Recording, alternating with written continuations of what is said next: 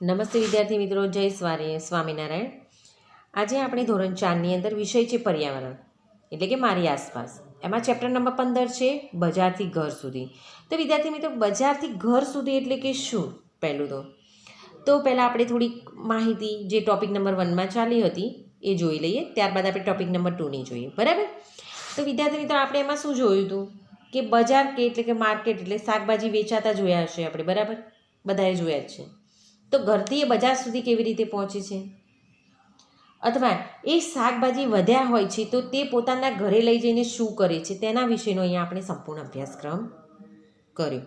એમાં જે આપણે માહિતી જોઈએ, એમાં શું છે કે વૈશાલી નામની એક છોકરી છે જેના પિતાજી શું કરે છે, શાકભાજી વેચે છે. બરાબર? તો એનો પરિવાર એના પિતાજીને કેવી રીતે મદદ કરે છે? તો સવારે શું કરે છે, વહેલા 3 વાગે એ લોકો જાગી જાય છે. ત્યારબાદ શું કરે છે, બધા શાકભાજી એક સરખા ગોઠવી દે છે. ત્યારબાદ તેના પિતાજી શું કરે છે, મંડીની અંદર શાક લેવા માટે જાય છે, તાજું નવું શાક લેવા માટે. ત્યાં સુધી શું વૈશાલી અને એનો પરિવાર શું કરે છે, એનો ભાઈને બધા શાકભાજી વ્યવસ્થિત ગોઠવી દે છે. ત્યારબાદ તેના પપ્પા 6:30 વાગે એટલે કે તેના પિતાજી 6:30 વાગે મંડીથી આવી જાય છે, અને આવ્યા બાદ શું કરે છે, એ બધું જ શાકભાજી ફરીથી વીણીને સરખું કરે છે. અને 7 વાગે તેના પિતાજી શું કરે છે, શાકની લારીમાં શાકભાજી ગોઠવીને વેચવા માટે નીકળી જાય છે. અને ત્યારબાદ 7:30 શું કરે છે, તે પોતે પણ સ્કૂલ જવા માટે નીકળી જાય છે. આ જોયું હતું આપણે ટોપિક નંબર 1માં. હવે આપણે જોઈએ ટોપિક નંબર 2, એની અંદર બજારમાં. બરાબર? તો બજારમાં શું થયું કે છોટું બપોરે શાળાએ જાય છે. તે 10 વાગે પિતાજી અને ભાઈ માટે જમવાનું લઈને બજારમાં જાય છે. એ શું કરે છે, 10 વાગે શું કરે છે, છોટું પોતે સ્કૂલે જવા માટે નીકળે છે, પરંતુ 10 વાગે શું કરે છે, એના પિતાજી માટે શું કરે છે, જમવાનું ટિફિન લઈને શું જાય છે, તે બજારમાં જાય છે. અને શાળામાં જવાનો સમય થાય ત્યાં સુધી તે લારી પર રહે છે. કેમ લારી પર? કારણ કે તેના પિતાજીને મદદ કરવા માટે. તો ઘણી વખત તે શાળામાંથી છૂટ્યા પછી પણ શું કરે છે, તેના પિતાજીની મદદ કરવા માટે જાય છે. કોણ? તો તેનો ભાઈ. હવે પિતાજી આગલા દિવસના શાકભાજી પહેલાં વેચવાનો પ્રયત્ન કરે છે. તો કેમ પહેલાં વેચવાનો પ્રયત્ન કરે છે? કારણ કે તે જલ્દી બગડી ના જાય, તે સડી ના જાય. તે માટે શું કરે છે તેના પિતાજી, સૌથી પહેલાં જે આગલા દિવસના શાકભાજી વધ્યા છે એ પહેલાં વેચી દેશે, અને ત્યારબાદ જે નવા મંડીમાંથી માર્કેટમાંથી જે શાકભાજી લાવ્યા છે તેનું વેચાણ ચાલુ કરશે. બરાબર? હવે જોઈએ, અહીંયા થોડા પ્રશ્નો જોઈએ. બાપુજી પહેલાં આગલા દિવસની શાકભાજી વેચે છે. તે કેમ આવું કરે છે? વિચારો. જો શાકભાજી વધારે સમય સુધી, તો એનો જવાબ છે કે જો શાકભાજી વધારે સમય સુધી વેચ્યા વગર પડી રહે તો શું થાય, બગડી શકે છે. એટલા માટે બાપુજી પહેલાં શું કરે છે, આગલા દિવસના શાકભાજી વેચે છે. બગડી જાય છે, સડી જાય છે, એટલા માટે શું કરે છે, વહેલા તે પહેલાં એ શાકભાજી વેચે છે, ત્યારબાદ નવા શાકભાજી. જો વિદ્યાર્થી મિત્રો, અહીંયા ફોટોમાં બી બતાવ્યું છે. તમે સુકાયેલા અથવા સડેલા શાકભાજી જોયા છે? ક્યાં? તો હા, એનો જવાબ છે, હું એકવાર મારા દાદા સાથે બજારમાં શાકભાજી લેવા ગયો હતો, અને ત્યાં એક કચરાના ઢગલામાં ઘણા બધા સુકાયેલા અને કેવા હતા, સડેલા શાકભાજી પડ્યા હતા.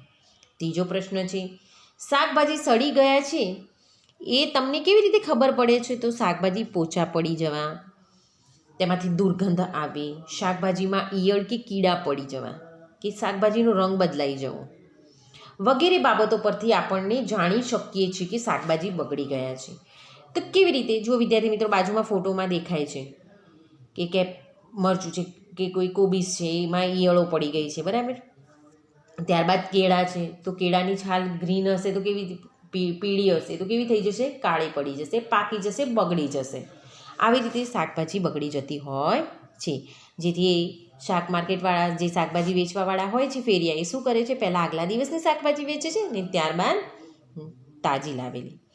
હવે આગળ જોઈએ કે આગલા દિવસની શાકભાજી જેમ વેચાઈ જાય છે તેમ ભાઈ તાજી શાકભાજી કોથળામાંથી કાઢીને શું કરે છે, લારીમાં મૂકે છે.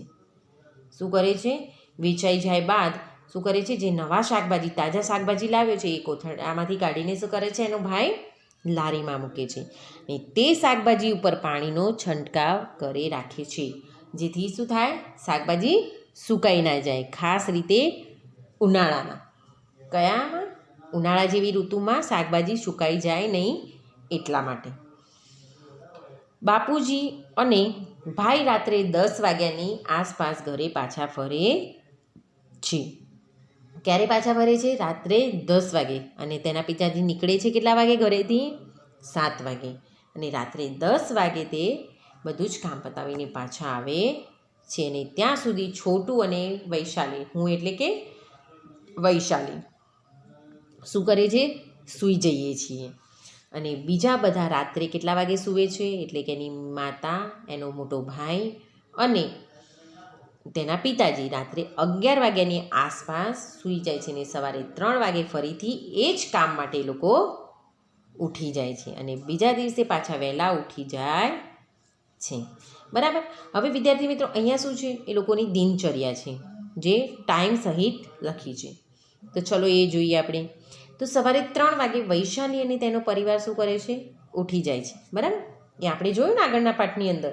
તો રાત્રે સવારે 3 વાગ્યાથી ઉઠીને રાત્રે 11 વાગે સૂવે ત્યાં સુધી એ શું કરે છે? અહીંયા ઘડિયાળમાં ટાઈમ સાથે આપણે અહીંયા દર્શાવ્યું છે. બરાબર. વૈશાલી અને તેનો પરિવાર શું થાય છે? ઉઠી જાય છે સવારે 3 વાગે. હવે સવારે 3 થી 6:30ની વચ્ચે શું થાય છે? તો આગળના દિવસના જે શાકભાજી હોય છે એ શું કરે છે? કોથળામાંથી બહાર કાઢે છે. તેઓ ચા નાસ્તો કરે છે. અને વૈશાલીનો ભાઈ અને પિતાજી શું કરે છે? માર્કેટમાં જાય છે. અને વૈશાલી, તેના મમ્મી અને છોટું શું કરે છે? આગલા દિવસના જે શાકભાજી છે તેના ઉપર શું કરે છે? પાણીનો છંટકાવ કરે છે. એ સવારે 7 વાગે શું કરે છે? સવારે 6:30 વાગે પિતાજી તાજા શાકભાજી ભરેલા બાસ્કેટ અને કોથળા લઈ પાછા ઘરે આવે છે. અને સવારના 7 વાગે તે શું કરે છે? પિતાજી શાકભાજીની લારી લઈને બજારમાં જાય છે. હવે સવારે 7:30 વાગે વૈશાલી શાળાએ જાય છે. અને તેના પિતાજી જ્યારે શાકભાજી લઈને વેચવા જાય છે પછી 7:30 શું થાય છે? વૈશાલીને શાળાએ જવાનો ટાઈમ થાય છે. સવારે 10 વાગે છોટું પિતાજી અને ભાઈ માટે શું કરે છે? જમવાનું લઈને લારી પર જાય છે. અને તેના પિતાજીને સ્કૂલ જવાનું હોય ત્યાં સુધી ટાઈમમાં શું કરે છે? તેને મદદ કરે છે. હવે સવારે 10 વાગે તેઓ શાકભાજી વેચીને રાત્રે 10 વાગે તેઓ શાકભાજી વેચીને પાછા ઘરે આવે છે. અને રાત્રે 11 વાગે બધા શું કરે છે? સૂઈ જાય છે. તો વિદ્યાર્થી મિત્રો, આ શું હતી? કે સવારે 3 વાગ્યાથી રાત્રે 11 વાગ્યા સુધીની તેમની દિનચર્યા. હવે જોઈએ આગળ. નીચે આપેલી ઘડિયાળો આપણે જોવાની છે. અને આ ઘડિયાળો શું કરે છે? સમય બતાવે છે. અને એ સમયે તમે શું કરો છો અને વૈશાલી શું કરે છે એનું આપણે અહીંયા લખવાનું છે.